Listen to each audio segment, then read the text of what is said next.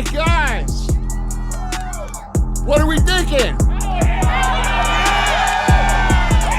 Are we having a good time? All right, you guys ready for a show? All right. Don't fuck it up. That's right. That's right. That's right. All right, guys. Thank you guys so much for coming out.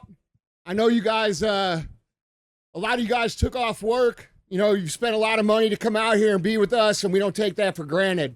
So before we get started, I just want to take a minute and just say I really appreciate you guys. DJ and I appreciate you guys supporting the show, sharing the show, and not being motherfucking hoes. That's right. That's right. That's right. All right. Hello, children. Greetings. Salutations. Hell yeah. This is a good crowd. Yeah. This is a good crowd. This is a good crowd. Yeah. Hell yeah. This is the no-ho zone. That's right. Yes. That's right. That's right. Let's go. All right. So, what we got? I think we should cruise the motherfucking internet. Yeah. I think that'd be fucking sick, right? Yeah. Oh yeah. I heard too. We got an ASL interpreter here, right? Yes, right here. I would like to learn some words in ASL. What about the? No, I'm playing. I ain't gonna go there. I ain't gonna go there. Yeah, dude, let's cruise the internet, bro. All right. Yeah, let's do it, guys. You Dude, know how this works. I got my bougie water.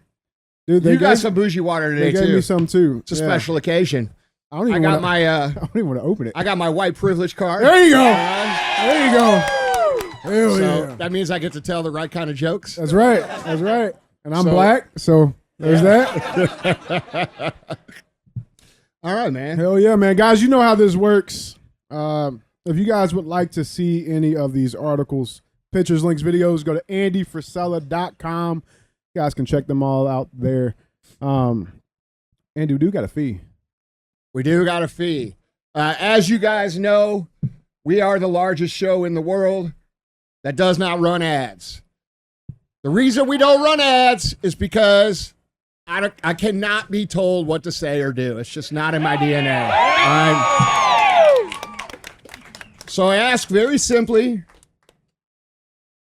that if the show makes you laugh, it makes you think, it gives you new perspective. If you enjoy the show, don't be a hoe. Share the show! Yeah. Yeah. All right. Yeah. Dude, I see we got some kids in the crowd, too.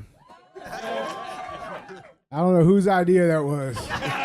That is not a good idea. Yeah. How old is he right there? How old are you? 8. All right. All right. Now you're gonna learn some stuff today. I probably wouldn't repeat it at school. That's right. That's right. That's right. I'm gonna learn some ASL, and you're gonna learn some no words. Yeah. Yeah. Yeah, man. Hell yeah. Well, let's get into it. right. I got something before we get to our headlines. I saw this. I thought this was really crazy. So there was a guy that crashed his Tesla. Anybody drive Teslas here? I would not raise my hand. This dude crashed his Tesla, dude, and they took a picture of what was on the screen when he crashed. Oh, no. And so on the screen, it says, "Bro crashed his Tesla in front of our house, probably speeding." And then a reply said, "Nah, more like gooning." That's first word for you. Latina live cam girls. Bro, on the Tesla screen. Yeah, they're just not cutting you anymore. They're making you crash your car. Dude, I didn't even know. Z, is that possible? You can like watch stuff like that on Teslas? I didn't even know that was possible. Yeah, but bro's the first person to get a driving while gooning violation. So, there's that. Yeah, man. Hell yeah. Let's get into some topics. We got some stuff to talk about. There's a lot happening out there in the world. So, as always, let's try to connect some dots, shall we? Guys, Andy, headline number 1. So, the Senate, not sure if you guys saw this, Headline reads, Senate votes 48-50 to reject Save America Act. 4 Republicans join the Democrats. So the Senate yesterday evening rejected the SAVE Act as part of the reconciliation package. 4 Republicans voted to reject the Graham amendment. That's Murkowski, McConnell, Tillis, and Collins. So this was all about the voter ID stuff, right? And implementing that throughout the elections across the country. And the Senate just shot it down. So you got that happening, right? And then at the same time, that's in the Senate, you got the House just sent another $9 billion to Ukraine, right? And so you got that. I'm like, okay, there's always 3, right? What's next? And then you get this. All right, America created 172,000 jobs in May, nearly twice as many as expected, right? And I'm like, all right, cool. Sounds good. Sounds like a good thing, right? Now, Andy, you're an entrepreneur. You've hired a lot of people, all right? And so all of this comes out, and then another very interesting report comes out that 9 out of 10 American jobs pre-COVID went to someone born outside of the country, to foreign-born workers. And, I did my fact-checking here, right? Went to the Bureau of Labor Statistics, and I saw this, and this is for even the most recent.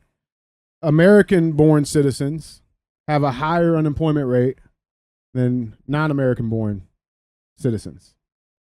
And so, as an entrepreneur, as workers, other entrepreneurs in the crowd, is this like what is this? It's bullshit. Yeah. Hell yeah. I mean, look, dude, I think we can all agree that America is for fucking Americans, okay? And I'm all about people coming here legally, becoming part of the culture, contributing. We have a lot of great cultures here in America, but the reality is that our focus should be on creating jobs for natural born American citizens as the priority. Yeah. And to try and lie to people and make these creative remarks is the exact reason why people are becoming disenfranchised with Trump, besides the fact that he's decided that, we belong in cahoots with Israel to the point of where they're trying to merge our militaries. Dude, I saw that. I didn't know what the fuck that was about. I thought it was fake at first, but apparently Same. it's not. Yeah, apparently it's some real stuff. And it's coming out of the Senate, but yeah. I mean, so is this... I don't know, because I see people talk about it too. It's like, oh man, like it's hard to find, good employees, good workers out there. Like, is that really the truth? Like, is that really what's going on? Like, are we as Americans too lazy right now? Yeah. Yeah, I think there's something to be said for that. Yeah. I saw a tweet today that this woman had bought her daughter a brand new Honda Accord. I saw that. For you, any of you guys see that? Yeah. I saw Okay, that. for her graduation. Okay. All right, and the daughter said, "I don't want it. It's not my style."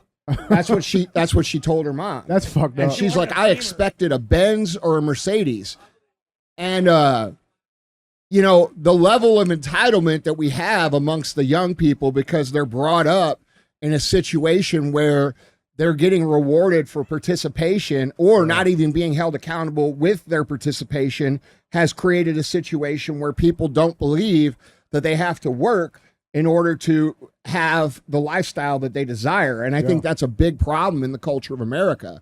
That's what we're trying to fix. That's what all of you guys are all about. That's why you're here. That it's going to be a tough reality for those people because it doesn't matter if it's your style or fucking not. Yeah. Like, the fact that someone's even buying you anything for your graduation like that is incredibly generous, and to have someone's own daughter spit in their eye for that, I think is a good indication of where our youth is in terms of entitlement. And I think that comes from Instagram hustle culture. I think it comes from the fake flexing. I think it comes from, all of these younger people trying to pretend like you know, oh, I was in business for 3 weeks and I'm worth $10 billion, and all these kids see this shit. Same, bro. Same. Yeah. You know, all these kids see this shit, and that creates this level of entitlement that is, it's just not reality.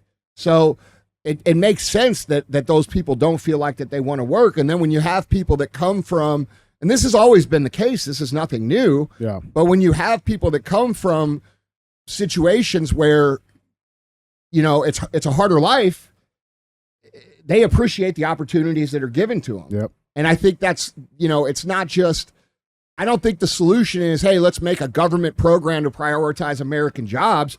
I think the reality is that the culture has to change to where people understand that what they give is what they're going to get. Yeah. Another thing on that, I've always, like, I didn't understand it, I would say, legitimately until like the last 3 years or so. But when people would say, like, we've just had it too good for too long. Yeah. I never really understood, like, what do you mean?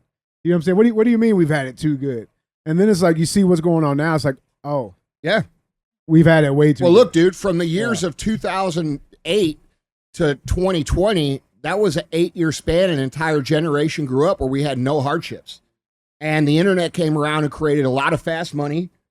Social media came around and created a lot of fast money, and those things are the exception, not the norm. Yeah. And and then you have the school system not even teaching these kids what it means to actually achieve and get better and improve, and all of those things converge and create the situation that we have now. Yeah. They're not even teaching cursive in school anymore. Well, that's so crazy. yeah. That's so crazy. I don't think they're teaching English either. That wasn't a joke at me, guys. Yeah. I mean, relax. All right, y'all laughing a little too fucking hard at that one. Dude, so I mean, you know, I know we talk about this all the time, and it's really refreshing to see, you know, when we do these summer smashes, bro. Like, we're surrounded by people. Like, these people are here to win, Yeah. right? And it's refreshing. Yeah! It's refreshing. 100%. It's refreshing because you don't get to see that every single day, right? And I know we talk about it on the show, how important it is to really just get your shit in order. You know what I'm saying? And so it's like with all this job stuff, you know, you talk about this idea of becoming undeniable and undeniably great at what it is you're doing. Yeah. Can we give some people some tools of the trade to take home back with them? Well, I mean, dude, clearly these people understand it. That's why they're here. Yeah. You know, I can tell you just from looking at the crowd this year, you know, a lot of you guys have shown up. You're more fit. You're more in shape. Yeah. You made progress. You know, I would willing to bet that you're probably in a better financial position than you were a year ago. 100%. You know, these things matter, and those are the examples that set for culture. And when we get enough people that are living that and doing that, it starts to become the way that things are. Yeah. And so we have to understand that, you know, if we really want things to change, we have to understand who the tip of the spear is. And I don't see anybody else fucking doing it. I don't see anybody else out there talking about the solution being this. I see a lot of people saying, oh, we got to vote for this or vote for that. Nobody's going to vote their way into a better life. Nobody's going to vote their way into a better body. Nobody's going to vote their way into a better career. And people have to take that responsibility on their own shoulders to become that. And then that spreads, and that's how things improve. And you know, you could tell that a lot of the people on the internet that continue to beat on the voting and the political drum don't understand how things work. No. They just don't. Like, you could fucking elect anybody, bro. You could elect the most qualified, best leader. You could put me in office, bro. I'm not going to be able to change motherfuckers' personal lives. They have to do it on their own. And I think for some reason we've gotten to the state where, you know, people would rather defer that responsibility because it's hard to take responsibility for your own shit to other people and then point the blame as to why nothing changes. Yeah. And nothing's changing because America's people are not changing. Now, I think culture has made a lot of improvement over the last 3 or 4 years. Yeah. You know, the sense of humor is coming back. People are getting along. There's more unity than there has been. Everybody's realizing that both sides of the government are a bunch of fucking idiots. Okay? Wood chipper. Yeah. I mean, everybody's getting Whatever. it. So those are good signs. I don't think it's it's like it was 7 years ago where people are oblivious. Yeah. You know, awareness comes before change, and I think people are very aware right now. Yeah, for sure. Yeah. For sure. Can we do a little quick crowd survey real quick? Who's happy with like the current state of affairs? Just in general, by show of hands. Let me do it this way. Who's not happy with the current state of affairs? Yeah. Dude, it can get like. We also talk about like demoralization, right? I think this is probably the most demoralized I've been with just the state of affairs. The shit's Well, I mean, look, dude, I think like all of us, you know, we really did think there was going to be some major disruption in the government system and some cleaning up. And when we see, you know, that these people are still voting against things like voter ID and making sure that our elections are secure, I mean, that is demoralizing. You know, but the reality is fucking, dude, who knows if they're real or not anyway? Like, we don't know. Yeah. And apparently, even if they are real, any kind of PAC that represents a foreign government, foreign interest could come in and dump unlimited money into it and fucking win the election. So, like, do we really have the power that they say we have? You see what I'm saying? Yeah. Yeah. And for us to get it back, dude, we're gonna have to put so much pressure on these people that they are literally afraid to not do these things. Undeniable pressure. Yeah. That's what's needed right now. Yeah. So now is not the time to be demoralized. Now is the time to like make these people afraid of us. Hell yeah. That's the time. You guys agree with that? Yeah. Hell yeah, man. Hell yeah. I love it, dude. Guys, jump down in the comments. Let us know what you guys think about that situation. With that being said, headline 2. So one of the other things we like to talk about is accountability. People going to fucking jail. That'd be great. Yeah. And not just my people, right? What are you talking about, bro? None of your people are going to jail. It's all my people. Oh, ASL. How do you say my people? Let me see. That's a lot. That's a lot. That's a lot. All right. People going to jail, dude. This was actually interesting. I know we covered this a few years ago, bro. And it's finally showing some action. Headline 2 reads, John Bolton agrees to guilty plea to felony mishandling classified docs. So this, I mean, it's actually shocking to see. The dude's like 77 years old. So, like, I mean, I don't know how that's going to work out in there. But yeah, let's dive into this. You got insufferable never-Trumper John Bolton has worked out a plea deal and will plead guilty to a single count of illegal retention of sensitive national security documents, reports far left CNN. Bolton was originally charged with 8 counts of transmission of national defense information and 10 counts of retention of national defense information. A conviction on any of those counts would have meant serious jail time. On this one count, although the penalty is up to 5 years, the deal apparently comes with Bolton agreeing to plead guilty and pay a fine of $2.25 million without jail time. However, a judge could still sentence the 77-year-old to prison regardless of the plea deal. Now, I have a quick question. You've been working in the government for probably, 100 years. Oh, maybe I'm probably about to answer my question. How in the fuck would you have $2.25 million to pay that fine? Like, how does that make sense? Defense contractors, man. You know what I'm saying? Look, dude, all this is a fucking bone, right? Like, this is tossing the people a bone. This dude is old. He's fucking done. They've been knowing about what he's been doing for fucking ever. And now it's like, oh, okay, well, now you got to take a slap on the wrist for everybody. And the people will say that there's some accountability. Yeah, the people will cheer and clap. No, motherfucker. Yeah. We want to see people in handcuffs. That's right. We want to see people being walked out into fucking police cars. We want to see people behind bars. We want to see big names behind bars. Oh. We want to see people who've been fucking fleecing America for the last fucking 2 decades. The people who have been causing division. The people who have been propagating the lies.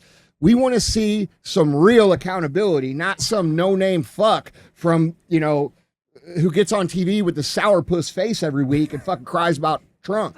Now you know why he hated Trump so bad. Yeah. No, he definitely did. That's your second word of the day, young man. Dude, and it's interesting too, man, because like all of the people who have done really bad things that we've talked about over the last 6 years, they're still out there just living the life. Yeah, man. Not only living a life, living a great life. Living great. And they don't seem to be worried, bro, because they know that everybody's taking care. This is a fucking club, dude. It's like George Carlin said. This is a club, and you ain't fucking in it. Yeah. You're not in it. I'm not in it. They're in it. We're not. And that's that. Yeah. And like, dude, these people look after each other. They're all lawyers. Any of you guys who are lawyers, you understand how the fuck it works. Okay. Y'all know each other. You go out and play golf. You have dinner. Your wives are friends. And then you say, hey, Frisella's got a lawsuit against DJ, and I think we can make it go on this long because we can get paid this much. So let's just play along. And that's how it works, dude. Yeah. It's all fucking corrupt. All of it. From top to bottom. Like when you guys go hire an attorney and you're like, you need him to do some shit for you. Do you not understand that other attorney they've worked with 100 times? Oh, hey, do you know that guy? Oh, I know him a little. No, motherfucker, that guy comes to your house for Christmas. Okay, these people all know each other, and that's the thing.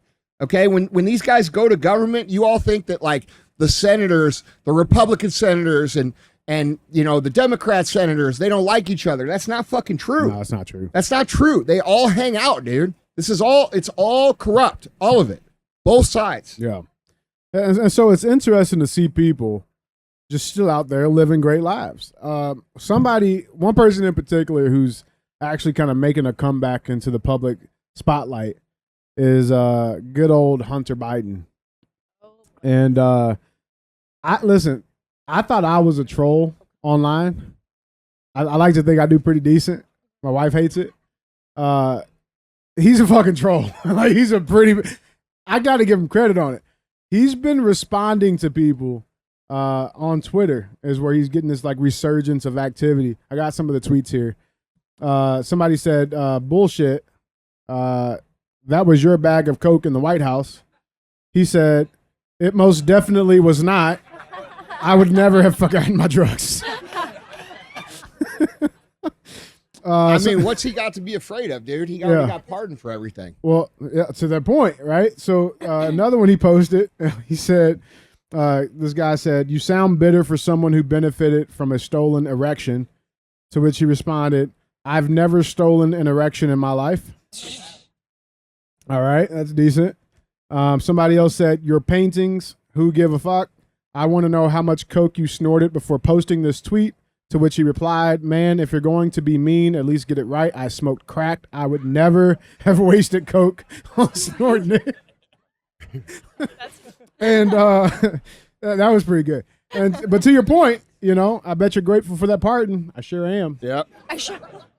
I'd be pretty grateful too. That sounds like an admission of guilt. And they can't get him. You know what I'm saying? And so, well, maybe. I mean, it might have been auto pen. But his most recent thing that I did think was really interesting, he just posted this tweet out today. And it's a pretty long one, but he's basically going through the state of the world, the state of the country. And he's like, things most Americans agree on. Groceries cost too much. Tariffs suck and make no sense. Congress and presidents shouldn't trade stocks. The debt is a mess. The border should be secure, but legal immigration is good. Endless wars are stupid, especially ones that nobody wants and have never been explained. Americans are exhausted. And he ends it saying the things we're told to fight about instead of ignoring all the issues are me, laptop, vaccines, transgenders in sports. That's word number 3 for you, little guy. And he says that's the joke, right? Now, I'm not a big fan of Hunter personally, right? But I was reading through this tweet, dude, and like, I'm not gonna lie, like a lot of that kind of made sense. Well, dude, he's not an idiot. Yeah. Like, he's not a total moron. Okay? Like, where was that when your dad was in office? That's right. Where was that shit when you were not pardoned? You know what I mean? Mm-hmm. Like, yeah, it makes sense. Like, and that's now? just proof that these motherfuckers up there in Washington know exactly what's going on. Yeah. They know what's wrong. They know what people are pissed about. And everything else is a distraction that is cause for division. It's all about, how do we keep these people distracted so that they won't come together and literally put us in the fucking, wood chipper. Yeah. Legit. Yeah. So, I mean, yeah, man, he's not wrong. He's not. Now, dude. I think some of the issues he mentioned are relevant to argue about, You mean the laptop? like the vaccines and the transgender in sports and pronouns and shit that matters to culture. It does. Okay, like that is designed to destroy basic common knowledge in culture. And it's like I've said a million times. If they can convince you that a man is a woman and a woman is a man, then what is it that they couldn't convince you of? And they have convinced a lot of people that that's true. So if they could convince them that that's true, can't they convince them of anything else? I mean, isn't that the most fundamental, basic reality of human existence? Like 3-year-old kids know that shit. Yeah. You know what I mean? Yeah. Yeah. Good is bad. Bad is good. Right. Yeah. Yeah. It's evident, dude. It's evident. What's your thoughts? Yeah, I've never liked this guy. I mean, I feel like I've seen him before. I just You have. He's on TV all the time. He's always No, crying. I mean like in real life. I just don't know from where. He looks like that crabby neighbor. You know? Get off my lawn, yeah. That's right. Yeah, he's saying that to me for sure. Yeah. For sure, he's saying that to me. No, that's not what he's saying. What's he saying, Ed? They're invading the neighborhood. That's Look right. what's happening. Fucking property's coming down now. We gotta fucking move. That's what he's saying. There Here they goes the come. neighborhood. Yeah. I moved here to get away from them. That's what the fuck he's saying. I'm just letting you in on the white people shit. What kind of dog does he have? He looks like he fucking hates dogs. You thought does he? Yeah. He's a cat man. Yeah, that guy likes little kids. Yeah, that's his choice. Hell yeah, bear. Yeah, it's gonna be interesting, dude. Like I said, Hunter went on Candace Owens. Did you guys see the Candace Owens Hunter Biden collab? Yeah, no, yeah. But yeah, I mean, he's basically lying it out. He's been getting slammed too in the comments because people are like, "Oh, I'm really supposed to listen to an ex-crack addict and stuff like that." I was like, I mean, he is 7 years sober allegedly. I mean, I can't confirm that. If that is true, that's awesome. That takes a lot of strength. That's cool. Well, look, what he said was true, dude. Everybody fucks up. Okay, everybody makes poor life decisions. Every single one of us here has done shit that we would rather not the public know. Okay, and if you say you didn't, you're full of shit. All right, there's been one perfect person that ever existed on the planet, and you ain't him. So yeah. So the reality, and one of the things that bothers me so much is that we are willing to destroy each other's lives over the skeletons in the closet, but yet we give grace to these politicians to destroy our lives every single day. And then we'll fight over which one's better. Bro, it's not which one's better. They all fucking suck. Yeah. Right? Yeah. So like, why are we giving grace to them but not giving grace to our neighbors? It's even worse than grace. It's almost like they can't do anything wrong. You know what I'm saying? Like they're just perfect. Yeah. Like, oh no. I mean, you want to get away with your skeletons, dude? Just run for office. That's right. Yeah. That's right. It's kind of like part of the deal. Yeah. So, I just think I agree with him, and not everybody's skeletons make it in the public eye. So, I can't, what do I think he's a delinquent? Yeah. For sure. But I fucking know a lot of delinquents too, bro. That's right. You know what I'm saying? Like, I've been one at points in my life. Yeah. So have you. So have some of you guys. Probably most of you. I still am. Yeah. But the reality is like, yeah, fine. Cool, man. But, where was the shit when it was all going on with your dad? Mm-hmm. Right? Burisma. Yeah. Well, nobody even talks about that shit no more. Like how? Yeah, he conveniently left all that out. Dude. He talks about the debt being out of control, but then doesn't acknowledge the fact that, how much his own family has benefited from the fleecing of America. From that debt? Yeah. Yeah. I mean, do we really think Joe Biden could be effective at anything? Like, what would he do in real life? Yeah, I mean, like, even when he was in his prime, which has given him some credit. That's right. Okay. What could he have done? Yeah. Right? So they've all benefited from us. And they leave those things out when they talk about what's wrong. It's convenient. Yeah, and that's the worst thing that's wrong. Yeah, that's real, man. Guys, jump in this conversation. Let us know down in the comments what you guys think. Third and final headline, yeah? Yeah. Headline number 3. All right, now this is, oh, you guys like that picture? Yeah.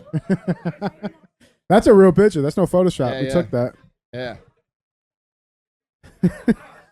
So I'm bringing back the short sleeve sport coat. Yeah, dude, it's a good look, bro. Yeah. It's a good look. I'm not gonna lie, it's a good look. Yeah. Has anybody ever seen a short sleeve sport coat? Yeah, how many of you guys have one? I'm sure a couple of you guys have one. Zeshan's got one for sure. Yeah. Yeah, man. Now this is an interesting topic. You know, you guys know how I roll. I like to every now and then. It's good to get in tune with your true self, right? And yeah. Headline number 3. What is a Kool-Aid pineapple?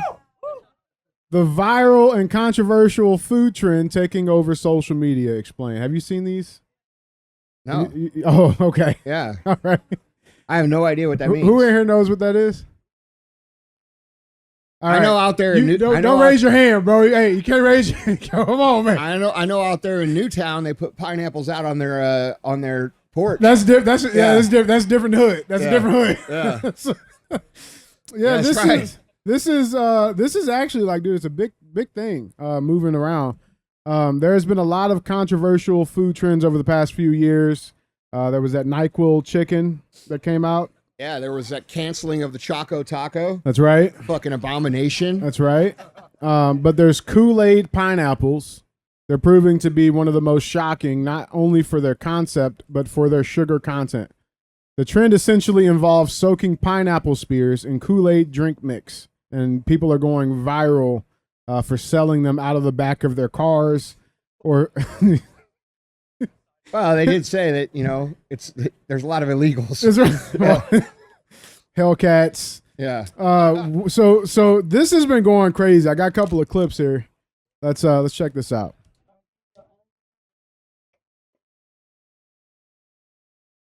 Oh man.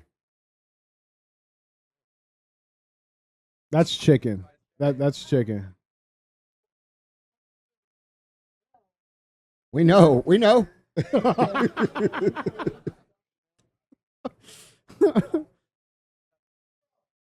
What the fuck is that? That's a waffle. A blue waffle. That's number 4, little guy.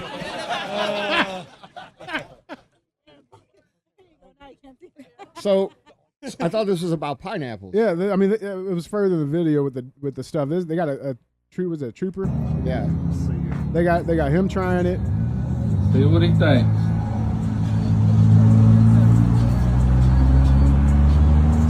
That's it, man.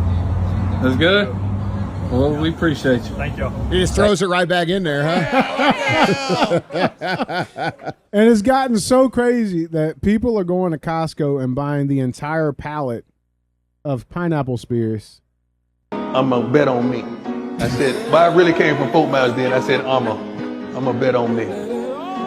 I'm going to believe in me because I know what I got inside me. I'm going to bet on me regardless of what you think.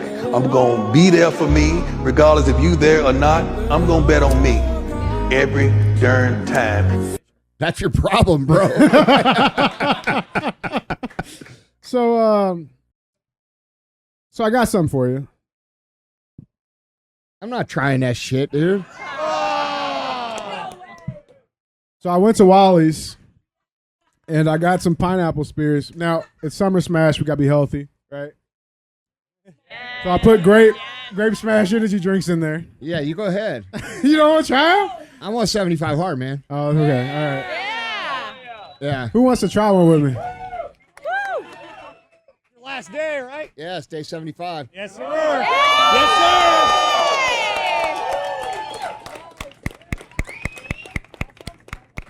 Yeah, so I mixed them. I feel like, just to get in tune with the culture. Yeah. You know what I'm saying? Huh? I don't know. Just pass it out. Who's going to try one with me? Oh, you made one. Yeah, You we already made it. use it with Summer Smash. All right. With the grape smash. Now, these have been soaking for a long time. Yeah. Yeah, just mix all of that those sweat fingers in there. Yeah. How is it? It's good? Is it good? Is it good? I know, right? That's actually not fucking bad. Really? Yeah. That's actually not bad. Huh. It's actually not bad. Maybe we're onto something here. Maybe he is betting on me. Okay, so that's the other thing about it. Like this cup from Waller's was like $4. They're selling these things for $30. Bro, how? See, this is the problem. Let's talk. Are you the No, it's entrepreneur, not- bro? look, Let's bro. talk about it. Yeah, dude. It's not that people don't have money. It's that they're stupid with their fucking money. That's right. Okay? That's right. There ain't a pineapple on the fucking planet that's worth $30 fucking dollars. And I'm rich, bro. You know what I'm saying? Like, I'm not paying $30 for a fucking pineapple. Yeah. They're selling them for $30, and the I think the Costco ones are like $5. And I mean, how much is? I don't know how much a Kool-Aid packet is. It's been a minute. More now. Yeah, it's like 10 cents, bro. 10 cents, and all they're doing is pouring. I mean, that shit maybe in. it is a good business. Profit margins are ridiculous. Maybe that guy's right. Yeah, I'll get that Mountain Berry pineapple slice. Bro, I'm saying I'll steal it. This was not bad. This was not bad. Yeah. I didn't mind it. Yeah, I mean, is this a venture that like? I Hey, mean, man, if the margins are good and the market demands it, and you're willing to do it, you know, there's a couple things you got to have in business. You got to have the margin, you got to have the market, and you got to be willing to do what they can't do or won't do. That's right. And if you can do those things and there's money to be made, why not? Madak, give some on this side. They want to try the pineapples over there. There We're we doing go. some Q&A after Why'd you- this? yeah. Okay. You gave it to a black guy first. That's not. Come on, Madak. Damn Bosnians. It's not bad. It's not bad, dude. It's not bad. Yeah, and it's healthy. So there you go. Yeah, let's guys, jump in the comments. Let us know what you guys think about the viral Kool-Aid pineapple. And let us know. With that being said, it is time for our final segment for CTI. We have thumbs up or dumb as fuck, and I've transitioned from talking about my people to talk about you guys as people. Because this might be even worse. Our thumbs up, you guys know how this works. We bring a headline in, we talk about it, we vote on it, we give it one of these two options. And our thumbs up or dumb as fuck headline reads, scientist turn yeast found in gut of ancient mummy into very good sourdough bread. That's your people, bro. That's y'all people. It ain't a black scientist in that fucking room. I'm telling you right now. It ain't happening. I would agree with that. It ain't happening. It ain't happening. I'll show you the room. They're all Indian. All of them. Dude, this is fucking disgusting. Wait, they actually are. Go back. Yeah, see? Yep. Zishan's uncle right there. That's some nasty shit. Yeah. So Bro, who even thinks of something like dude, that? I don't know. I don't. Yeah. Very mummy in my tummy. Scientists used yeast found in an ancient Iceman's gut to bake very good sourdough bread and have beer making next on their list. His body, extremely well preserved from being entombed in glacial conditions, has provided researchers with a window into life during the Copper Age. These include gut bacteria from his microbiome during his lifetime, cold-adapted microorganisms from his glacial tomb, and modern microbes from his decades of conservation, the findings said. Quote, our study reveals that Atzi is not a static biological inert relic. He is a dynamic ecosystem. Microbiologist and lead author of the study, Mohammed Serran of Urac Research Institute for Mummy Studies in Bolzano, Italy, told Reuters. Bro, this feels like another one of those cricket things. Like, hey, man, crickets are great. We're going to start eating them, you know? Hey, by the way, you know, you can use grandma's gut biome for this amazing recipe. She'll live forever inside of you. You put that shit in, fuck. Bro, you put that shit in sour bread, y'all gonna eat that shit.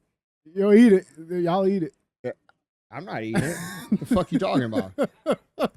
Yeah, this is fucking disgusting, dude. Yeah. So what are we giving this? This is dumb as fuck. This sounds like a play. You ever notice, man, there's no new cemeteries. Okay, all right. Well, hold on. Let's talk about that. We gotta have a conversation. You ever notice that? Why the fuck are there no new cemeteries? Like, how does that work? What are they doing with everybody? That's what I'm saying. They're going into McDonald's, bro. Allegedly. Don't sue me. It was a joke. You about to get McSued, dog. Bro, Yeah. I've never been to a grand opening for a cemetery. I haven't either. I haven't even seen one being built. No, I mean, how do you build a cemetery? Like, I don't even know. Dude, you buy property, start digging holes. But I mean, I've not seen a new one under development. I've never seen one. Yeah. I've never seen It one. doesn't make sense. And people dying every day. Yeah. Cremations are not up. It's not like they're getting cremated. I don't know, man. I don't know. It's fucking, yeah. Dude, It's listen, something to think about. that's a dark rabbit hole to get down. Yeah. Hell yeah. Well, thumbs down for that. Yeah. You guys can keep your mummies and your sourdough. For the show, guys, Andy, that's all we got. That's it. We're gonna do some Q&A. So you guys are listening. You guys listening on the feed and watching on YouTube, you're gonna get both shows today. A So little double dose action. yeah. So we're gonna do a few questions. I guess we're doing them live from the crowd, huh? Yeah, that's right. That's All right. Now, guys, just a little housekeeping. So the mics will be up here in the front. All right. Don't fight each other over it. Yeah, and We got let's get plenty of right time. to the question. Yep. Let's just let's have some good ones. I can't control the good ones, so have some good ones. You sign my daughter's book? Yeah, I'll sign it. Yeah, right here. Yeah, somebody grab that book. Bring it up here. Hell yeah. So Z, give it up for Z-Shine real quick, guys. Actually, let's Hey, what's give it her up for name? Liberty? Oh, hell yeah. That's good. That's a good name. Let's give a round of applause for the whole podcast team, guys. So the schedule got moved up. Things had to happen, and the Real AF team has been crushing it, and really appreciate you guys making us look good. Now, who has a good question? Good question, for sure? Who's going to be the judge of that? All right, be close to the mic a little bit. How do you know when you're being patient with a goal versus when you're actually just playing too small? How do you know when you're being too patient with a goal versus playing too small? Well, are you seeing any feedback with your goal? Any indications that it is materializing? Are you doing the things required consistently, honestly, objectively down the path, or are you not? And are you just sitting there waiting for it to happen? You know, there's a big difference between the two. A lot of people think that they can just have a goal and they can sort of go after it and that it's going to materialize. And that's just not how it works. It takes way, way, way, way, way more focus and dedication than what people actually believe to accomplish it, especially in business. You could transform your body in 75 days, okay? If you're completely out of shape, you can do it in 6 months. That's the truth. But what's that take? That takes every single meal. That takes every single workout. That takes every single detail, every single T crossed, every single I dotted. That's the level of focus that it takes to create that change. And for some reason, when it comes to people's goals and their careers, they think that that's not what's required. In fact, it even requires more than that. So are you actually giving that kind of effort or are you not? And a lot of the reason that people get frustrated with the time it takes to achieve something is because they can't honestly look themselves in the mirror and tell themselves that they're doing everything that they can. So there's that. There's also the lack of perspective. If you've never really achieved a goal like that, you don't know how long it takes. And I'm here to tell you that typically it takes longer than you think it's going to take. One of the things that my team knows about me, they know two things.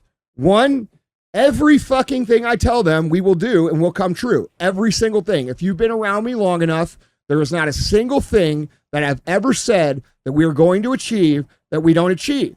They also know this. I say we're going to do it in 30 days. That's right. That's right. That's right. And then I get mad when it doesn't happen in 30 days, but I continue to press and we continue to work. And because of that intensity and because of that urgency, it comes as fast as possible. So, you know, we all want things to happen now. But objectively, you know, the thing that you really have to pay attention to is what's the evidence that you're seeing along the way? Are there signs that things are happening? And if you're not seeing signs that things are happening, are you doing everything that you can? And if you are doing everything you can, are you doing the right things? And these are the questions that you have to evaluate down the way. So, you know, there's always risk to the plan being the right plan, But if you're doing everything that you can and you're evaluating the feedback as it comes, you're able to pivot along the way. You know, a lot of people think that when they start here at point A, and let's say point Z is their end goal, and they have this plan to get there. Well, sometimes that plan is not the exact plan that's going to get there. You're going to go down, they're going to go down the path, and you're going to see, you know, there's going to be a wall, or there's going to be a tree that you can't get around or whatever. And you're going to have to make a left turn or a right turn. And then you're going to have to go around that and come right back to it. Some of those walls you can break down. Some of those walls you're going to have to figure out a way over or around. And it's all about keeping the end goal in mind and evaluating the data that shows up along the way. Yeah. Dude, you know, so when I got with Andy, one of the first things that he taught me and kind of instilled was the fact of like how important it was to set bigger goals, right? And you told me, he's like, dude, you're thinking too small. And I think, like, you know, if I look back, like most people, we're told all of our lives to be realistic. Yeah. How do you snap out of that? How do you? Well, I mean, look at people's lives who say that. Yeah. I mean, everybody who says set realistic goals lives a life that they're not happy with. That's the truth. Okay.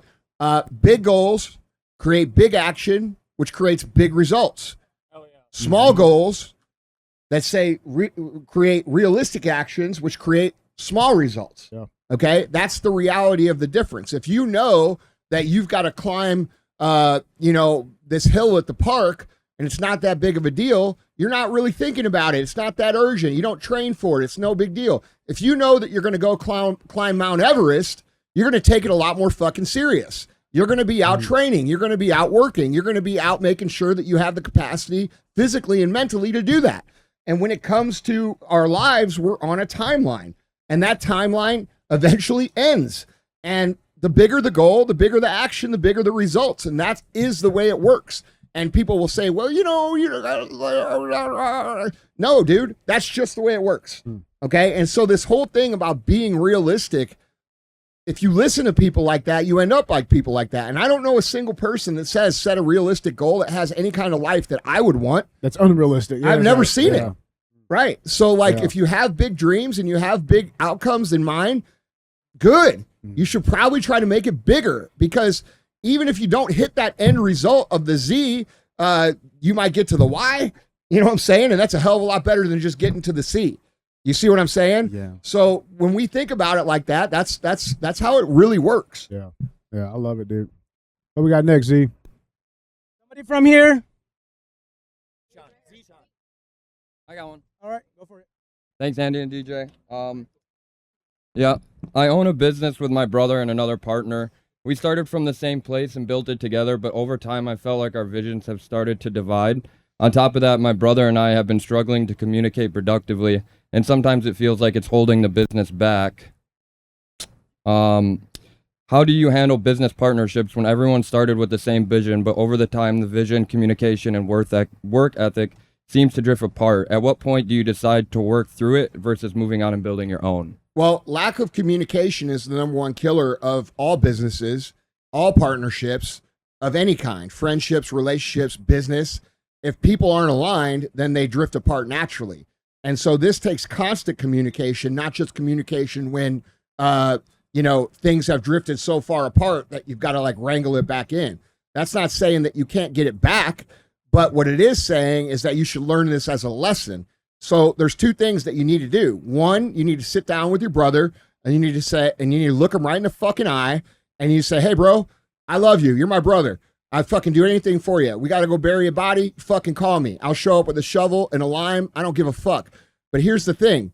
We can't win if we're both looking at different outcomes when it comes to business. If you're looking over here and I'm looking over there and you think we're trying to go to this place and I think we're going to this place, how the fuck are we going to get anywhere? And you got to have an honest conversation. And if he has common sense and intelligence, which I'm assuming he does, he's going to understand that. And then you're going to have a conversation. He's going to say, well, I think we should do this. And you're going to say, well, I think we should do that. And you're going to have to sit there in a room until you come to a place where you both agree that you need to be. And that's the corrective conversation. And then along the way, so that's the first part, okay? You got to correct what's happening. The second part is you have to have a regular cadence of communication and outcomes that are unified, okay? So like how it works in bigger business, a like we have a board meeting every quarter. Okay. Now you may be a small operation. It's just you two. You guys can have a quote unquote board meeting literally every day. Right. But we come in every quarter. In fact, I'm leaving straight from here to go to a board meeting. And we sit down every quarter and we say, okay, here's the outcomes for the next 90 days. This is what we're trying to do. Is everybody aligned? And we have that conversation on a consistent basis, which keeps the drift from happening. Okay. So what you're going through is a natural thing. It's not something that is, oh, we got to toss the business in the trash, or, you know, my brother sucks and we're not going to talk anymore. A lot of people ruin their lives, ruin their business, ruin their family relationships because they're afraid to have simple conversations. And dude, one thing I learned from my dad, which has been very, very helpful in my life, is that you should never be afraid to have conversations specifically about money or outcomes in business, because everybody benefits from those things. So we're taught as we grow up that it's kind of rude to talk about money, or it's weird to talk about money. And we get this hesitation that leaks over into other things like business, especially, where we hesitate to have those conversations because it feels awkward. But dude, it's like anything else. Once you start to have those conversations on a consistent basis, there's no awkwardness to it. You know, me and my brother can sit down, and Chris and Ryan and all my business partners, we can sit down and be like, at this point in time, we're like, hey, motherfucker, like, this is what the fuck is going on. And it's not personal. Like, we all know that we all have our best interest in mind. We all trust that we have our best interest in mind. Nothing's personal. Even if the tone is frustrating, nobody takes it personally. And then we walk out of the room with the stated outcome, and then we all go do our parts. And so you got to do two things. One, you got to wrangle in the distance that you've created. And then two, you got to set a cadence for regular communication so that sort of divide doesn't happen again. Andy, you've talked about in the past too, like early on in business with you and Chris, how important is the divide and conquer mentality, right? Like I think you've described it, you and Chris, as being like yin and yang. Yeah. Well, I mean, look, dude, there's another thing that destroys most businesses is that everybody's trying to do the same role. Yeah. Okay. Early in the business, you know, everybody wants to be the CEO because they think that that's like a fucking cool title to have. Yeah. But if everybody's trying to be the CEO, then who's being the COO? Who's operating the backside? Who's handling this? And what we have to come to is an understanding that no one position is more important than the other. Okay. Like Chris and I had an active conversation in the early days of business. Okay. I remember I was driving down Highway 55 here. I said, look, man, one of us has to be the face and one of us has to run the back end. And that's what it has to be. And I told him straight up, I said, I'll do whichever one you want. And he's like, well, I don't want to be the face. I'm like, well, then I'll fucking do it. You do that. And that was that. And, you know, you guys always ask, you're like, well, where's Chris? Why doesn't he? Well, that's not his role. And I don't walk into his office and, you know, think that my role is more important than his role, right? Or that my role is more important than Sal's role. All of these things have to come together in unison in order to function properly, which takes humility on everybody's part. And, you know, the megalomania of CEO, you know, the ego that people derive. Let me tell you something, dude. If you've never actually been a CEO of a company, like a real company, it's fucking not what you think it is. Okay. You are carrying the burden of the entire fucking operation. And more importantly, you're answering publicly for all the fucking fuck ups that you're going to make. And that's hard, dude. Some that you don't make. Dude, no, all the ones that you don't make. Like, you know, like when something happens at First Form, it's attached to my name. You know what I'm saying? It's attached to Sal's name. He has to fucking own that. Like, he has to answer for that. There's a lot of things that come with it that aren't that cool. And there's a lot of benefits to being the other guy too. And I think, you know, honestly, dude, like if I'm being like completely candid, like it would be a lot more fun to be the other guy. It just would be. So, but people got to play the role. Yeah. You know what I mean? Yeah. Love it, man. Yeah, All the thank roles you. are Appreciate important. it. God Yeah, bless brother. you guys. Yeah, brother. All the roles are important. Look, man, one of the things that makes First Form, or any of the companies that I've involved in run, is that we understand a very basic thing. It doesn't matter what your title is. you have a job to do. And if you're in the back packing boxes, that is just as critical of a job as the CEO making decisions for the rest of the team.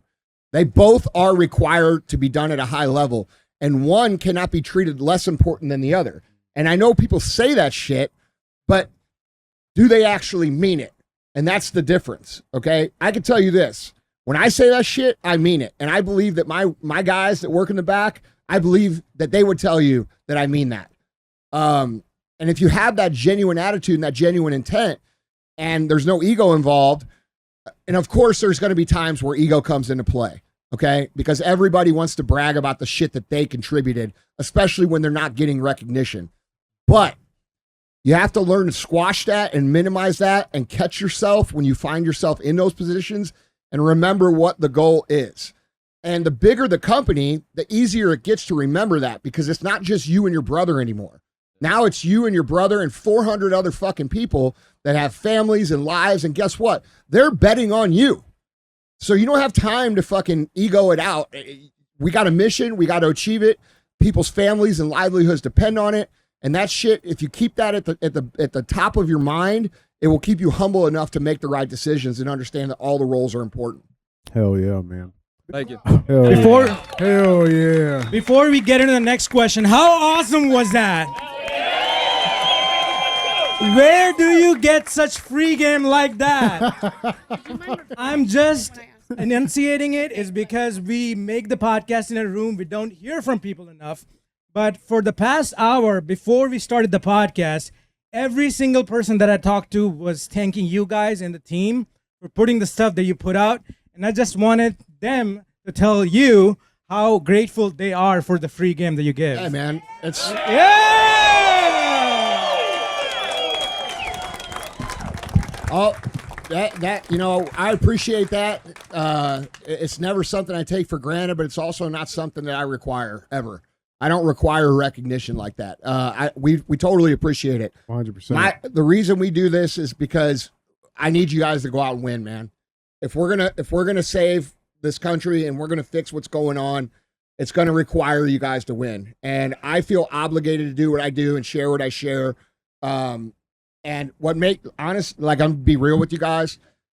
I know you're listening because I already said this earlier in the show, but I see a lot of the same faces. I have a photographic memory, so like I see a lot of the same faces that were here last year, and I could see that a lot of these people have made massive. The crowd in general is much more physically fit than it was a year ago, and that tells me that you guys are taking it serious and doing shit. So thank you for doing that. Yeah, we appreciate you guys. Yeah. Hell yeah. Thank you. Thank you, brother. Hi, Andy and DJ. It's nice to see you guys again. I've been listening to the show for a while, and you guys talk a lot about accountability and discipline. Looking back, what belief about yourself did you have to completely destroy in order to be the most successful person that you are today? The victim in my own mind, okay? All the reasons why I couldn't, all the reasons, the bad things that happened to me, the perspective change that went from, you know, why did this happen to me, or I came from this, or this happened, or that happened, or I don't have this, or I don't have that, into those are the things that make me capable of beating the fuck out of anybody that stands in my way, okay, including the old version of myself, all right? Yeah. Our biggest enemy is the bitch version that lives inside of us, and you can never kill it. That's the thing. It never goes away, okay? Fat Andy is fucking alive and well inside of me, bro. Yep. I've just learned how to squash him down to where, you know, I don't hear it all the time. All right. But if I give into that 3 or 4 days in a row, that motherfucker's back to full strength. That's right. So I got told by a friend of mine the other day, he was telling me, he's like, dude, I'm an indulgent person and I like to enjoy my life. And I said, yeah, me too. That's why I keep my shit in check. Right. You know, that's why I have to be aware of that. Like, bro, you get me partying for 2 or 3 days, that'll last 6 months. Okay. And I'm talking about with food or with alcohol. I like to have a good time. It's not because I'm addicted to that shit. It's because I enjoy having a good time and letting loose. And when I have a good day, I want to have another fun day, and I want to have another fun day. But I'll tell you this, you know, today's day 75, dude. I went and took my picture in the mirror. Yeah. And, Yeah. you know, this is real shit. Being able to look at myself in the mirror and I'll be 47 years old in July, and to know that I'm in better shape than fucking 99.9% of men, not just men my age, but men. That's a lot more fun than drinking beer for me. Okay, like, you know, I feel good about that, and I earned that, and I just feel like, you know, from my experiences with living the old way that I used to live, it's a trade. It's a trade for one kind of fun for another kind of fun, or one kind of life for another kind of life. And the cool thing about when you handle your shit is you could still have fun. You could still have a good time. You just got to do it when it's appropriate, which actually makes it more fun. Okay. When you do anything too much, it loses its fun, right? Like, when I used to go out drinking and eating Thursday, Friday, Saturday, Sunday, yeah, it was fun. But now I might do that twice a year, and it's a lot more fun. And not only that, I remember it. I'm like, oh yeah, we celebrated this, right? Like the last time I really, really kind of party was when we went to UFC with Dana. Yeah. Okay. But see, I'll remember that the whole time. I'll remember that the rest of my life because that was a special occasion. So I know it's a better way to live because I've lived both ways. So when it comes to, like, you know, killing that version of yourself, it's just about removing all the things that you tell yourself about why you can't, and realize that those things that have happened to you and those things you've been through, they've equipped you to handle those things again in the future. You know, we see this a lot, okay? Like, we see this a lot with people. All right. Think about the cool people in high school. All right. Think about the guys and the girls who looked great in high school. They were popular. They were cool. The girls were fit. The guys were fit. They had abs. They were just kind of coming up, and they looked that way. And that was the way they looked. And then you get to be 40 years old and you see them again. And what the fuck do they look like? Not good. You can't recognize them because they look so fucking shitty. The reason that those people look that way is because they never had to learn how to build that, okay? Whereas you take someone who grew up chubby and who grew up not popular and who grew up, that person then develops the skill set of good habits, understanding how to build confidence, and then you see that person in their 40s and they've got their shit together. But the reason they've got their shit together is because they had to go through all the other shit. So it's about recognizing that all these things that we go through are the things that equip us for the life that we actually want. And it's really not about killing anything. It's about switching your perspective to, you know, this happened to me, to this happened for me so that I can achieve what I'm trying to do now. Yeah. I think a lot of people get hung up too with the idea that, like, well, my situation is just Everybody so different. thinks that. That's ego. Like, it's so different. That's But ego, no, and bro. you don't Well, get you it, think you're the dude. only motherfucker ever Yeah. that had a fucking hard situation, bro? Right. The people with the hardest situations don't talk about them because they were so bad that they're fucking embarrassing. Okay? So everything's hard. And what's hard to me and what's hard to you is still equally as hard. Okay? It's just your hard may have looked different than my hard. That's right. Okay? You grew up in the fucking hood. You grew up and you saw dead bodies every fucking week. You saw drug dealers. You had to protect yourself. You grew up I grew up in a different kind of hard. All right. But that doesn't mean that hard was worse than my hard. Right. It might sound worse if we're like trying to like roll our dicks out and say, oh, who had it harder? But that's not the fucking point. That was pretty loud thud. Hey, is it fucking hot out there? Hot as balls. Is it hot? It's hot up here too. That's right. That's right. That's right. Right? It's probably a little less hot here because I'm in the shade, but I'm fucking sweating my ass off. Are you sweating? Yes. Okay. That's the point. Yeah. That's the point. It's all relative. Okay. And what we discern as hard is relative. It's just relative, dude. So we can't get into this comparison game about who the fuck had it harder and where I came from and this and that. The hardest thing is the hardest thing.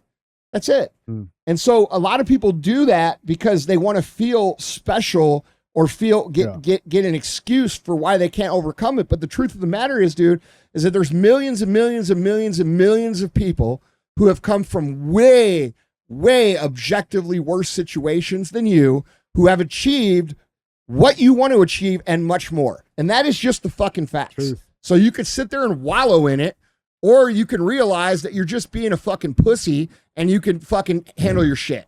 I mean, that's the two choices. That's real, bro. It's fucking real. Thank you. It's real. Thank you. Hi, how are you? Woo.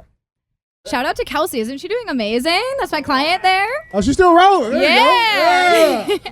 Yeah. So my name's Sammy. It's so funny we're talking about hardships because I've been dealing with some back injuries the past 8 months. I had a car accident about 2 months ago. I have 6 herniations and a concussion. I'm in like so much pain even here.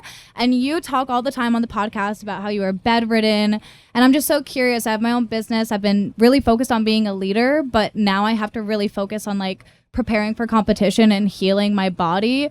I would love to know like what mantra, what mindset you use, because I have all the support, but I want my mental to be the strongest thing I fucking have. So what did you tell yourself like when you were going through injury and a hard time to overcome it? That I'm fucking unbreakable.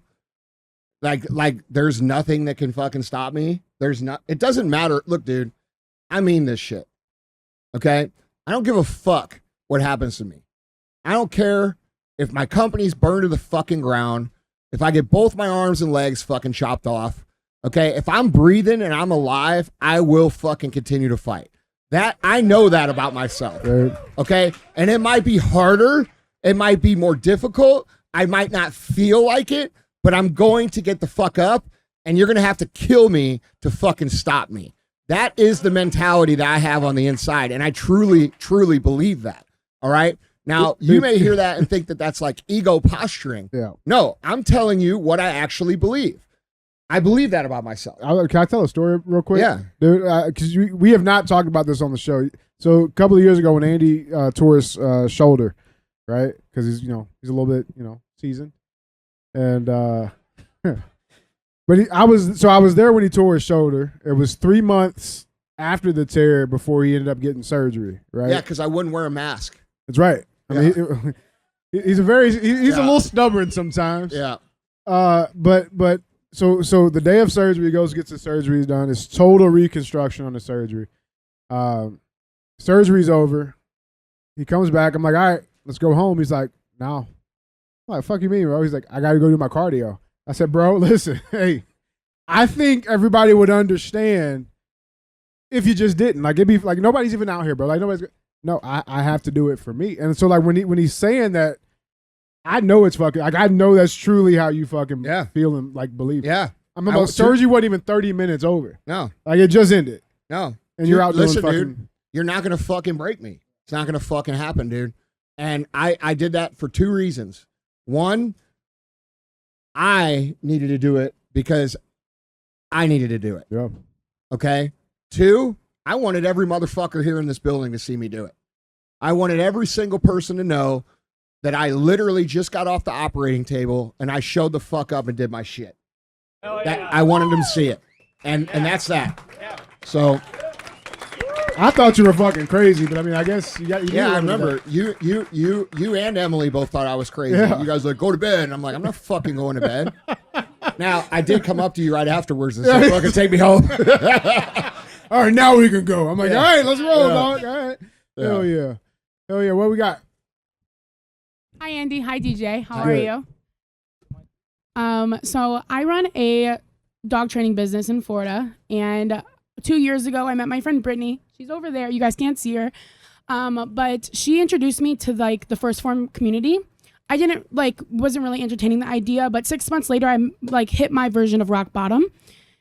And so I found my coach, Sarah. She's one of the, I believe it's called Legionnaire through your business.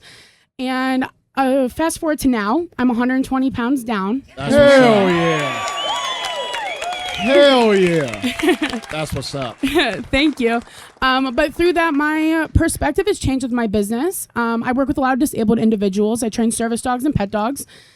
And a lot of them, they have a lot of different complications, and some of them, they really struggle to overcome those challenges that come with being disabled. Some of it's not within their control, but I also have because I've been on a health and fitness journey, passively, I've been attracting clients who are disabled, and even just my normal pet dog clients that, are choosing an active lifestyle. And I'm trying to find a way to create my business to be like a brand that would kind of like this. You guys like want to see other people be successful. You want to see them be healthy. You want to see them go out there and do the things they need to do. And I want that for my team. I have since it went from a 1-woman show to 4 people. And we're starting to scale. Next week, I'm moving to Tampa. And we're getting a bigger acre, like we're gonna have more acreage, facility and all the things. So we're in this like middle ground of transitioning into this new phase. And I think a lot of that has to do with the fact that I have invested so much time into my health. Am I as consistent as I want to be? No, but I'm working on it every day. Is my discipline as great as I want it to be? No, but once again, I'm working on it every day. And I'm trying just to do the best that I can. But through my success, I think it has to do with the fact that I have been way more disciplined in the way I, clean up my house, the way I wake up in the morning, the way I take care of myself, the way I go to the gym consistently, the foods I put in my body, all that stuff. So my question for you is I have a team. And the culture within my business starts with me and my team. So I need to do the best that I can and show up for them how I want them to show up for me and my clients, right? And I'm having a hard time right now. I have 2 ladies that work for me and they're incredible. But I find that I don't want to shove this culture that I'm within down their throats because I think sometimes people don't want to hear that.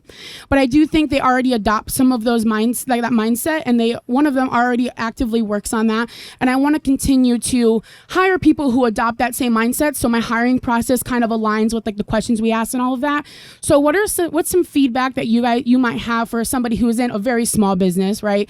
Comparatively to this, that eventually I want to scale and I want to have that culture, but obviously hiring people can diminish the culture if you hire the wrong person. So you got to like hire well, fire fast, so to speak. Yeah. So I just don't know. I guess I'm sure you understand kind of where I'm getting at with this.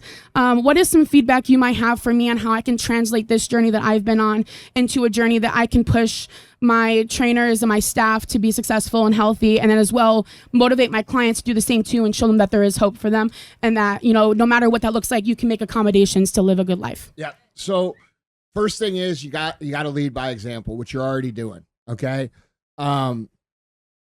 Nobody will do the things that you want them to do if you're not willing to do them yourself. It's not going to happen. It's never happened in history, and you're not going to be the first one to do it. So that's the first thing.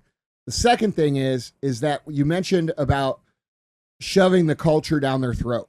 That's not you're not shoving the culture down your throat. You have to think of it like this. These are the standards of our brand. This is what we do. This is what we stand for. And you either fit that or you don't. Okay? And that is a very real thing. And when you combine that with leading by example and setting the standards, there will be people that will fall in line and there will be people that will leave. Once the bad people leave and you start to bring in new people and the good people have stayed, it's much easier to have good hires because think about every job everybody here has had. When you show up to the job the first day, you don't know shit. And so what you do is you end up talking to the other people that are there and they give you the inside game about what it's really like. Okay. Hey, I know they say this, but this is actually how we do it. When you have bad apples in your culture, they do that in a negative way. When you've set the culture right and you've weeded out the bad apples, they do that in the positive way. They will say, hey, when they see the new person slipping, they'll say, hey, that's not how we do things here. We do things like this. So just as every other job that you guys have had where you've walked into it and someone's been like, hey man, you don't really got to do that. That happens on the flip side when you have a strong culture. So this starts with you, and then it starts with setting standards and allowing the people to either adopt them or remove themselves, or you remove them, and then adding people in. And then the last thing is you're not going to quote unquote find good employees. That's not how it works. You're going to have to build them. Okay. One of the things that I get questions about all the time, and it sort of insults me a little bit because it insinuates that I'm like just the luckiest motherfucker on the planet. They say shit like this.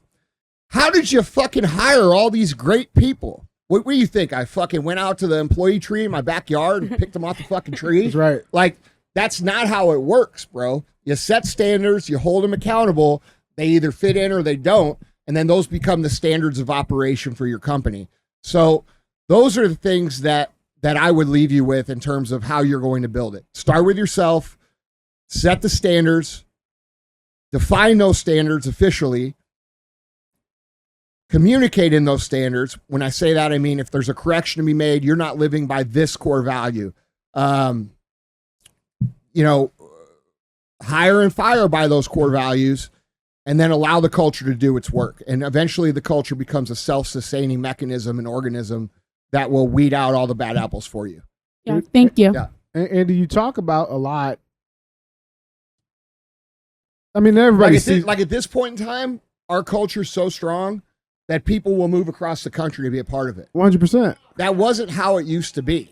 Yeah. Okay, that took a lot of time and a lot of investment and a lot of difficult conversations with people that didn't really understand why we did things the way that we do. Yeah. But now it regulates itself. Well, and to that point too, the flip side of that though, it's like for a lot of people that don't understand the culture, they think it's Willy Wonka's chocolate factory. Of course. You know what I'm saying? And they're thinking that's how it should look. It should Yeah. look easy from the outside. Yeah. But like, I know this for like people in that building, and you guys will see like, dude, the employees They work here their fucking asses off. work their fucking asses Yeah. off, Yeah.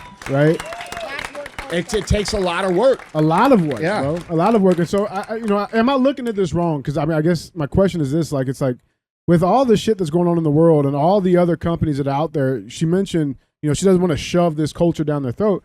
Well, I mean, everybody else is shoving all this other bullshit down their employees' throat. Yeah. Wouldn't you? Wouldn't it be nice to at least have a good value? Here's another really strong tip for you. Okay. When you can make them understand that it's in their best interest to be this way, that's where the switch flips. You said it yourself. She said, how I clean my house, how I do this, the little things.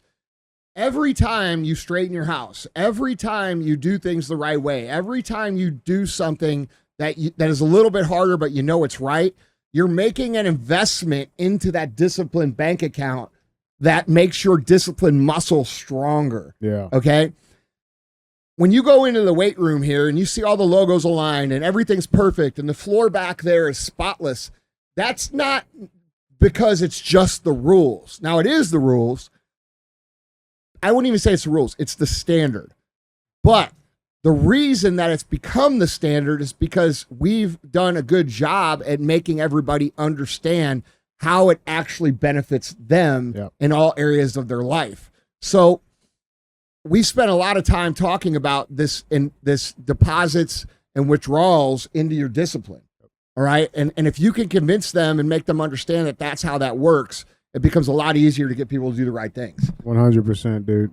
I think we got one more. Yeah. We got one more.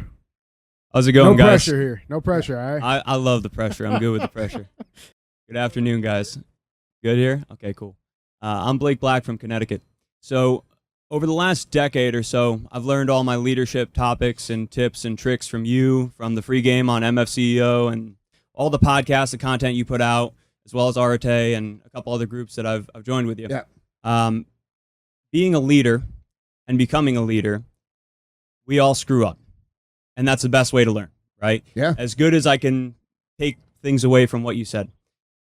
Recently, my struggle has been with emotional intelligence and communicating effectively between using your heart less and being more direct, and then knowing when to add empathy. So my question directly is, how do you bridge the gap between emotional intelligence and being direct without hurting people's feelings and doing all the important things? I think you're thinking about it wrong. Okay. Right. When people talk about, we're going to talk about kindness for a minute. Okay. Like when people think about kindness, they think about being polite and they think about, pleasantries. Okay. Things that make people feel nice in the moment. But if we really think about what's kind is having that person's best interests in mind and telling them what they need to understand so that they can become the kind of person that they want to be. So leadership is exactly the same. All right. It's not when do I interject empathy. It's not when do I interject directness. It's do I care about this person enough to tell them the truth and help them become what they could become. And when you have the proper intent in mind, and your intent isn't, I need them to perform because I need to sell more shit, but I need them to perform because I want them to be better. And then you understand that the business, you understand in the back of your head that if they're better, the business will be better. They feel that intent. They understand that you care about them. And so I personally feel like most of the people that know me, they understand that while I may be very direct, the reason that I'm being direct is because I want the best outcome for them. And so that's the actual question you're asking. You're asking an intent question. Yeah. And what you need to do is just make sure that they're understanding that the outcome of this direct conversation is to make you better. And that could sound something like empathy, but it's really not. All right. It sounds like this. Hey, Brad, look, dude, I fucking love you, man. You're a fucking great dude. I like you personally. I think you have all the tools to win, but right now, dude, you're just not fucking cutting it, man. Here's what you're doing wrong. And I know you're doing that wrong, don't you think? And he's going to say, well, I don't know. And you're going to say, you are. Okay? That's right. And you've just got to stand firm on that standard with the intent.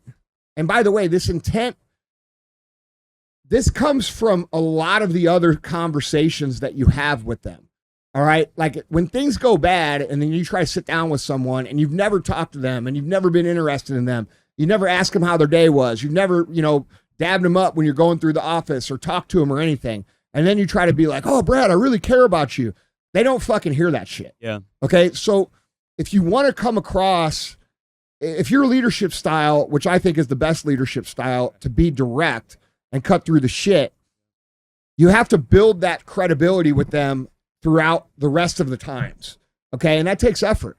All right. You can't just sit in your office or sit in your truck and think that they're going to know that you care. You might really care about them, but if you're not making that investment to, get to know their names and, hey man, how's this going? Or how's that going? Or talk about mutual interests and build some sort of rapport with them. Then when it comes time to have the conversation, you sit down and say, oh man, I really care about you. You're like, this guy's full of shit. All right. So the answer to your question is, one, you have to have the right intent. You can't fake intent. They can feel it. Okay. Do you care about them or do you not? If you're smart, you do, because you can't do anything by yourself. Two, are you making the investment for them to know that in the times when the hard conversations aren't required? Those two things will make up for what you're asking. Okay. So don't think of it as in terms of like injecting empathy. Oh man, I really understand. That doesn't mean shit if you haven't built the rapport with them outside of that. Does it make sense? Makes a lot of sense. Yeah. Okay.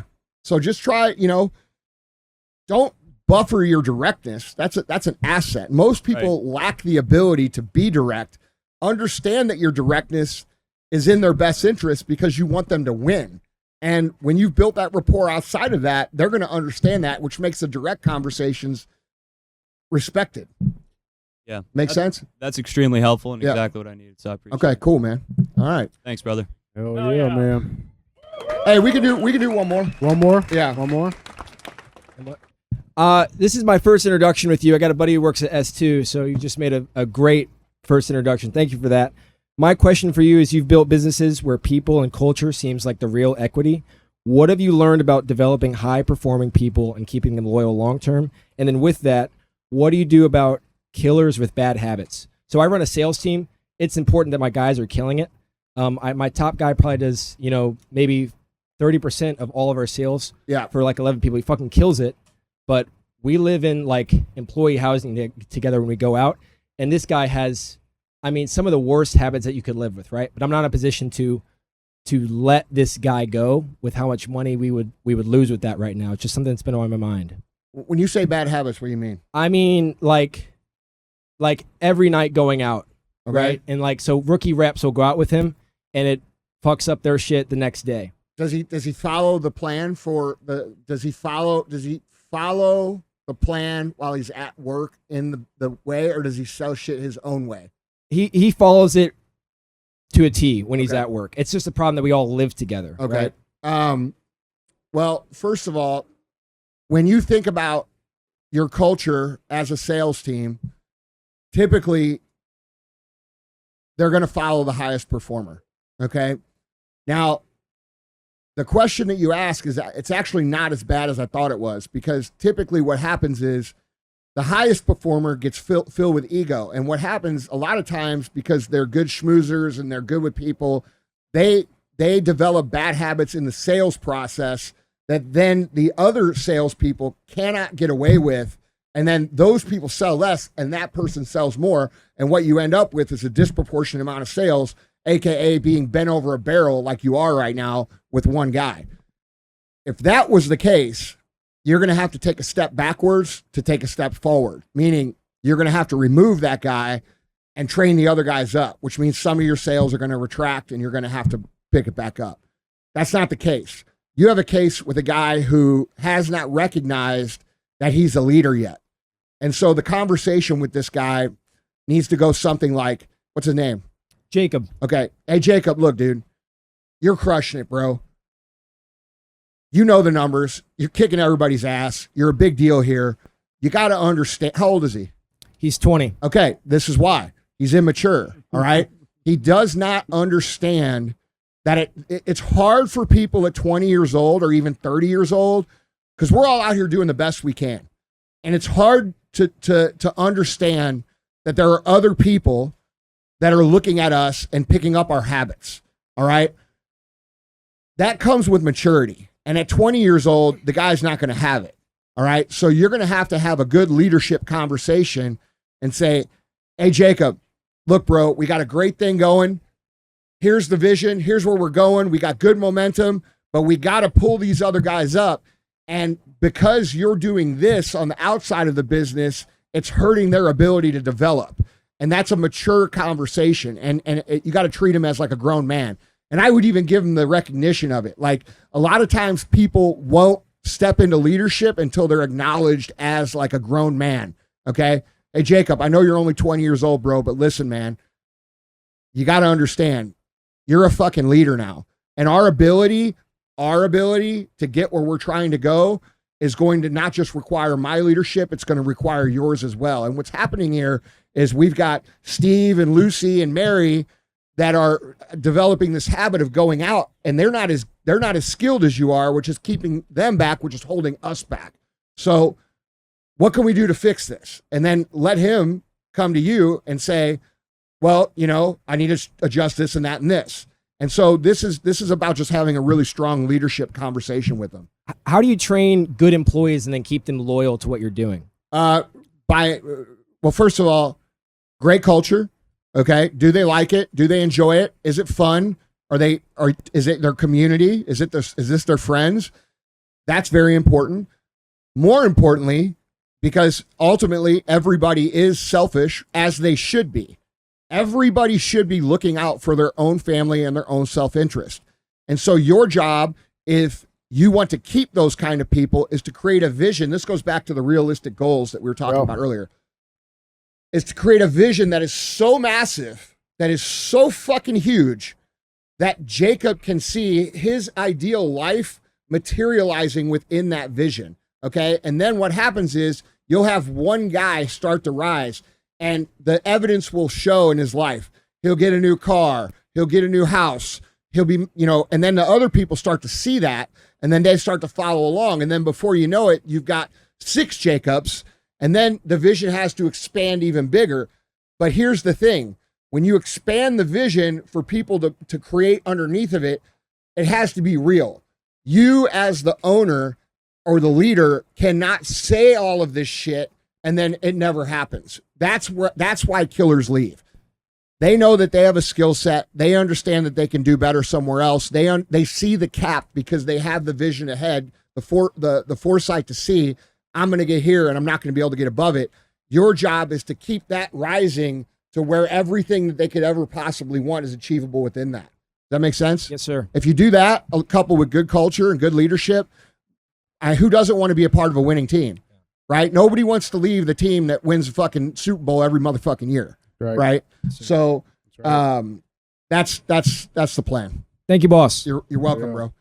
All right, guys, listen, that's all we're going to have time for. I got to go down and do a board meeting. So I appreciate you guys. Like I said when I came out, I love you guys. But more importantly, remember this, okay? Our mission is a collective mission. This is going to take all of us. This is not something that a few people can do and a few people can't, and we can passively get where we want to go. Just like I said individually, where you have to put in dedicated effort day after day after day after day as individuals. If we do that as individuals, collectively, the needle moves. Okay, so I want you to understand this. When the days you don't feel like doing it, the days when you're tired, the days when you're like, fuck this, you have to understand that other people will win or lose in their lives based upon what you do with yours. And that is a massive obligation that we all need to be aware of. And I know you guys all understand that, or you wouldn't be here, but I just want to take the opportunity while we're standing face to face and remind you and also say thank you for accepting that challenge and thank you for living that standard. I love you guys. Went from sleeping on the floor, now my jewelry box froze. Fuck a bowl, fuck a stove, counted millions in a cold. Bad bitch, booted swole, got her on bankroll, can't fold, that's a no. Headshot, case closed.